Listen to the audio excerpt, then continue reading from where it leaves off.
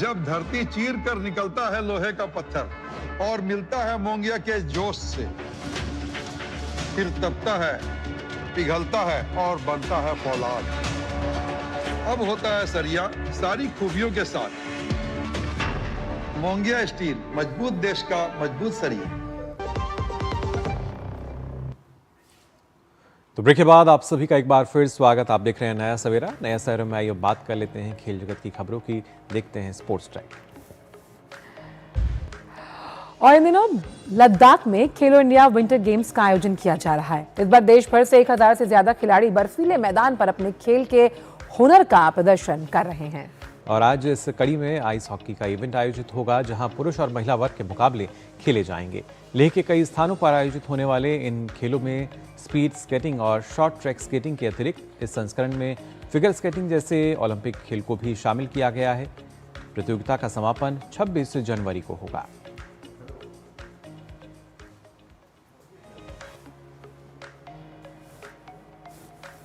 और ज़्यादा जानकारी के लिए आइए सीधा रुख करेंगे लेह का, जहां से हमारे संवाददाता अभिषेक प्रसाद जो हैं वो हमारे साथ जुड़ चुके हैं।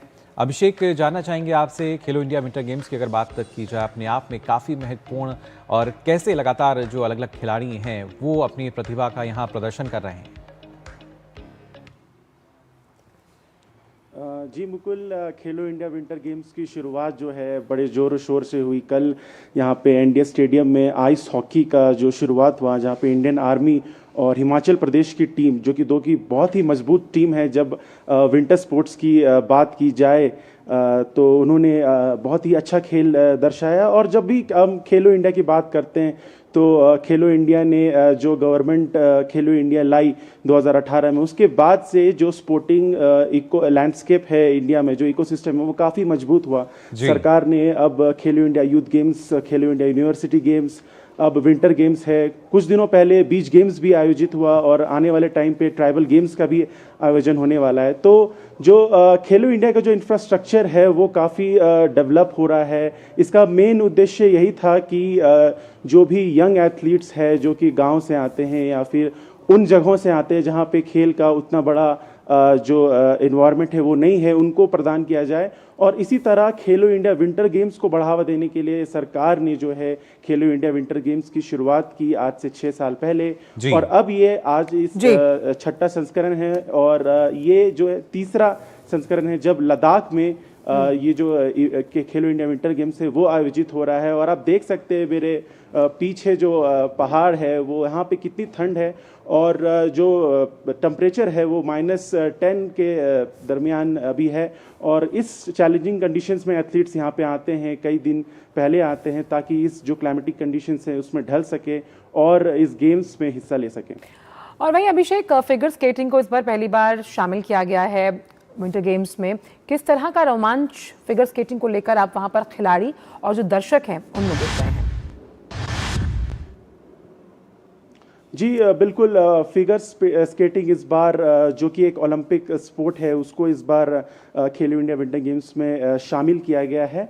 और ये एक बहुत बड़ा, एक आप बोल सकते हैं कि एक बहुत बड़ा चीज़ है जो कि खेलो इंडिया विंटर गेम्स में इसको बढ़ावा देगा, क्योंकि जिस तरह से खेलो इंडिया विंटर गेम्स का जो तैयारी चल रही है उससे यही पता लगता है कि हमारा जो रास्ता है वो आगे की जो एक खेलो इंडिया विंटर गेम्स का एक इन्वायरमेंट पैदा करना है इंडिया में। और कल ही मैं बात कर रहा था एक फिगर स्केटिंग एथलीट से, और उनकी जो पेरेंट्स है वो बता रहे थे कि वो दिल्ली से आए हैं यहाँ पे और फिगर स्केटिंग के लिए, और अभी फिगर स्केटिंग की भी मैचेस अभी चल रहे हैं एनडीए स्टेडियम में। और धीरे धीरे जो खेलो इंडिया का जो एक हम पूल बोल सकते हैं कि तैयार हो रहा है इंडिया के स्पोर्टिंग कल्चर में, क्योंकि पिछले साल भी आप देखें तो एशियन विंटर गेम्स हुआ था चाइना में, जहाँ पे जो 59 इंडियन एथलीट्स वहाँ पे गए थे, शिरकत किए थे, और जो स्केटिंग है उसमें भी करीब 29 लोगों ने हिस्सा लिया था। तो हम कह सकते हैं कि धीरे धीरे सरकार इस पे काफ़ी अहम कदम उठा रहे हैं, और धीरे धीरे जो है खेलो इंडिया विंटर गेम्स के ज़रिए हम एक फ्यूचर जो है ओलंपिक जो गेम्स है उसके लिए भी तैयार हो रहे हैं। बिल्कुल, इसीलिए प्रधानमंत्री हमेशा कहते हैं खेलोगे तो खिलोगे, और इस तरह खेलों के प्रदर्शन से जो खिलाड़ियों का हुनर है वो भी निखर कर सामने आता है। बहुत बहुत शुक्रिया आपका अभिषेक इन तमाम जानकारियों को हमसे ले से साझा करने के लिए। और आइए बात कर लेते हैं क्रिकेट को लेकर भी। भारत और न्यूजीलैंड के बीच 5 मैच की T20 सीरीज का पहला मुकाबला आज नागपुर में खेला जाएगा। ये सीरीज ऐसे समय पर हो रही है जब अगले महीने T20 वर्ल्ड कप शुरू होना है। भारतीय टीम को वनडे सीरीज में हार का दंश झेलना पड़ा। ऐसे में टीम पलटवार के इरादे के साथ सामने होगी। जसप्रीत बुमराह और अर्शदीप सिंह तेज गेंदबाजी की कमान संभालते नजर आ सकते हैं। दोनों टीमों के बीच अब तक 25 मुकाबले खेले गए हैं। इनमें से 14 में भारतीय टीम को जीत मिली है, जबकि 10 मैच कीवी टीम ने जीते हैं। एक मैच टाई रहा है। वहीं न्यूजीलैंड की बात करें तो ये टीम को अपने सलामी बल्लेबाज डेवॉन कॉनवे और सचिन रविंद्र से बेहतर शुरुआत की उम्मीद रहेगी।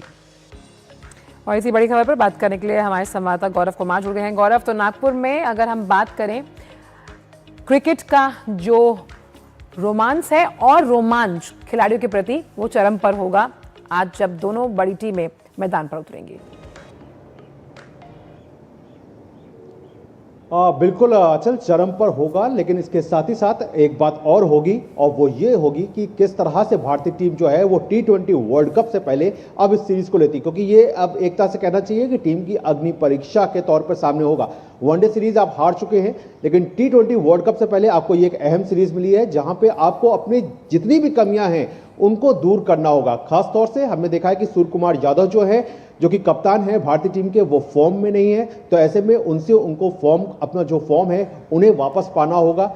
वहीं अगर बल्लेबाजी क्रम की बात की जाए तो जिस तरह से एक बैटिंग ऑर्डर को लेकर के ऊपर नीचे हम देखते रहे हैं, किस तरह से बदलाव जो है वो होता रहा है, तो उसमें कहीं ना कहीं अब एक स्थिरता जो है वो कहीं ना कहीं आपको लेकर आना होगा।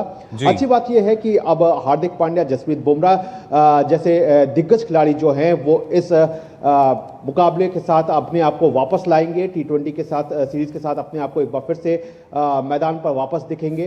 तो कुल मिलाकर के अपने जितने भी आपकी जो कमियां हैं उनको दूर करने की एक भरपूर कोशिश रहेगी इस पूरी सीरीज के दरमियान। और साथ ही साथ न्यूजीलैंड ने ये कहीं ना कहीं साबित करके दिखाया है कि उनको हल्के में लेने की गलती जो है वो टीम इंडिया ने वनडे सीरीज में देखा है किस तरह से, क्योंकि न्यूजीलैंड जो है वो पहली बार वनडे सीरीज जो है वो भारत में आकर के जीत पाई। तो ऐसे में कहीं ना कहीं न्यूजीलैंड के जो हौसले हैं वो काफी बुलंद है, लेकिन एक बेहतर मुकाबले की यहाँ पर उम्मीद जो है वो की जा सकती है, क्योंकि नागपुर की जो पिच है वो काफी हद तक स्पिनर फ्रेंडली भी रही है। तो ऐसे में देखना होगा कि भारतीय टीम जो है वो किस प्लेइंग 11 के साथ, क्या कुछ प्लेइंग 11 जो है उसके साथ सामने आती है।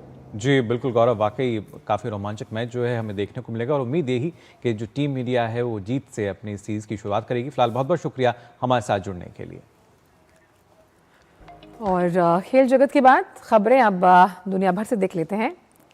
वर्ल्ड वॉच पर आइए नजर डालते हैं।